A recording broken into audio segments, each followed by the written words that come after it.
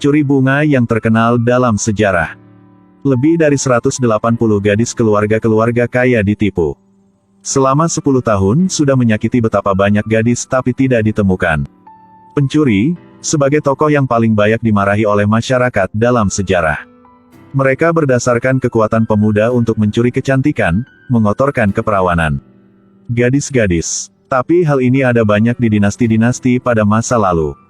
Dan antaranya yang paling terkenal adalah pencuri sudah menipu 182 gadis. Selama 10 tahun tapi tidak ditemukan. Pencuri ini bernama Tang Su. Ketika Tang Su dilahir, Tuhan memberikan penampilan yang ganteng untuknya. Tapi mendapat hal ini akan hilang hal yang lain, keluarga Tang Su sangat miskin. Karena terlalu miskin, orang tuanya udah menjual dia untuk seorang bernama Tang. Jadi dia mendapat nama ini. Keluarga baru Tang Su juga tidak baik. Pepatah itu sangat benar, orang-orang dikelompokkan, hal-hal dikelompokkan berdasarkan spesies. Sejak masa kecil, Tang Su sudah berkeliaran di sudut jalan pasar. Pelan-pelan terinfeksi kebiasaan buruk dari orang-orang lain. Ada satu kali Tang Su berjalan-jalan bersama seorang teman dan menggoda gadis-gadis. Temannya berkata kepada Tang Su dalam rumah besar sama ada seorang pencuri bunga yang bernama Kok Tai. Sering menyamar menjadi wanita sekaligus menggunakan identitas guru ibu rumah tangga. Untuk mendekati gadis-gadis. Lalu mengambil kesempatan untuk memaksa mereka bercinta. Kok Tai berdasarkan kemampuan ini untuk menikmati kehidupan selama 18 tahun. Selama waktu dia menipu gadis-gadis belum pernah bertemu pencegahan apapun. Tang Su setelah mendengar segera memiliki niatan buruk, dia pikir kalau dirinya ada kemampuan ini Kok Tai. Bukankah kehidupan nantinya selalu tenggelam dalam kegembiraan yang diberikan oleh gadis-gadis cantik? Niatan tidak sama tindakan, pada hari itu Tang Su sudah membawa bagasinya pergi ke rumah besar sama. Mencari Kok Tai untuk meminta dia menjadi gurunya. Setelah sesaat mencari, akhirnya Tang Su menemui Kok Tai. Pada saat itu dia langsung berlutut di depan Kok Tai. Meminta dia mengajar cara peniupan untuknya. Kok Tai dan Tang Su, dua orang ini memang sama. Kok Tai tidak egois, segera mengejar semua cara penipuannya kepada Tang Su. Antaranya tidak hanya ada cara menyamar perempuan, tetapi juga memiliki berbagai cara yang lain. Setelah 2 tahun belajar, akhirnya Tang Su sudah mengetahui semua cara. Dan mulai kehidupan bekerja. Jumlah wanita ditipu olehnya ada lebih 200 orang. Laki-laki menyamar perempuan, terus menipu selama 10 tahun tapi belum pernah ditemukan. Cara ini membuat korban menggabungkan dengan proaktif. Tang Su, pencuri bunga yang paling terkenal dalam sejarah memiliki cara apa? Setelah meninggalkan rumah bersama, hal pertama Tang Su melakukan adalah melakukan cara penipuan yang Sua belajar. Pertama-tama dia menyamar sebagai perempuan, lalu menggunakan anak keluarga miskin. Campur ke sebuah keluarga kaya. Selanjutnya Tang Su berdasarkan keterampilan menyulam. Berhasil mendekati anak perempuan keluarga ini. Setelah mendapat kepercayaan dia, Tang Su segera menyaran tidur bersamanya di setempat tidur di malam hari. Gadis tidak duga, segera setuju.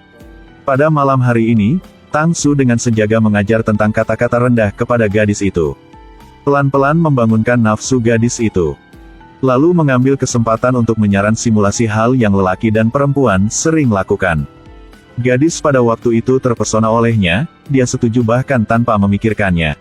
Tapi gadis itu tidak disangka, setelah Tang Su melepas pakaian, itulah badan seorang laki-laki. Dan pada saat ini, bahkan gadis itu mau melawan atau meminta bantuan dari seseorang juga sudah terlalu terlambat. Akhirnya menerima biarkan kepolosan dihancurkan oleh Tang Su. Kali percobaan berhasil ini membuat Tang Su merasa kegembiraan yang diberikan oleh wanita. Jadi dia semakin mendalam ke jalan curi bunga. Selama 10 tahun kemudian, Tang Su menggunakan cara sama untuk menipu 182 gadis. Tentu saja antar 182 orang ini ada beberapa gadis yang kuat, tidak terjebak Tang Su. Dan setiap kali dia bertemu wanita tipe ini, Tang Chong akan memanfaatkan larut malam dan menyelinap ke kamar mereka. Lalu menggunakan obat lalu bertindak. Gadis-gadis ini setelah dilanggar. Mengapa tidak melapor dan mengungkapkan tindakan bajingan Tang Su? Sebenarnya bukan mereka tidak mau, itulah tidak berani.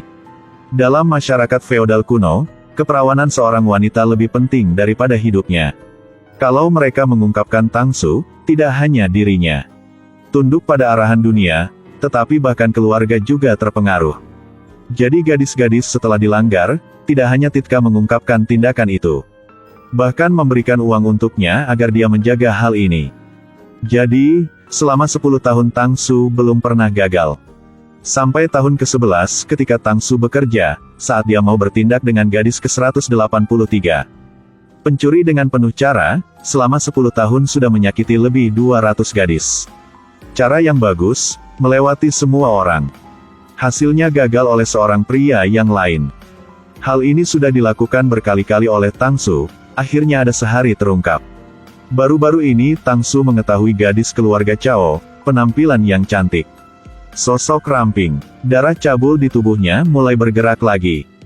Keesokan harinya pada tengah malam, Tang Su pergi ke rumah Cao Tuyen, berkata adalah istri seorang pria bernama Tru Wong Lem, karena dimarahi dan dipukuli sehingga harus melarikan diri. Tepat waktu sampai sini sehingga mau meminta menginap semalam. Cao Tuyen mendengarnya segera setuju. Membiarkan dia menginap di kamar di arah selatan. Awalnya penampilan Tang Su sangat cantik. Bertambah sudah menyamar sebagai perempuan bertahun-tahun sehingga semakin lemah. Dia mengambil kesempatan tengah malam pergi ke kamar di selatan untuk mencari Tang Su. Tang Su karena mau tidur bersama anak perempuan keluarga Cao baru datang ke sini. Tak disangka, dirinya dibidik oleh menantu laki-laki keluarga Cao. Ketika panik Tang Su sudah mendorong orang itu. Keinginan tinggi trio Fan Chu plus kekuatan besar, segera menekan Tang Su. Pada saat ini tindakan Tang Su menyamar sebagai perempuan sudah terungkap sama sekali, segera ditangkap oleh keluarga Cao. Lalu membawakan ke pengadilan. Setelah mengalami interogasi, akhirnya Tang Su menjawab guru Koktai memiliki 7 murid. Sekaligus berkata tindakan tidaan selama 10 tahun. Akhirnya di bawah pertanyaan penjabat, dengan cepat Tang Su mengakui semua kejahatannya. Penjabat pikir bahwa kejahatan Tang Su memang beban. Mereka tidak bisa membuat penilaian sendiri. Jadi pemerintah segera mengirim orang. Membawa Tang Su ke ibu kota, membawakannya kepada Kaisar. Dan Kaisar setelah tahu semuanya, segera memerintah membunuh Tang Su. Seperti itu Tang Su, pencuri bunga yang paling terkenal dalam sejarah.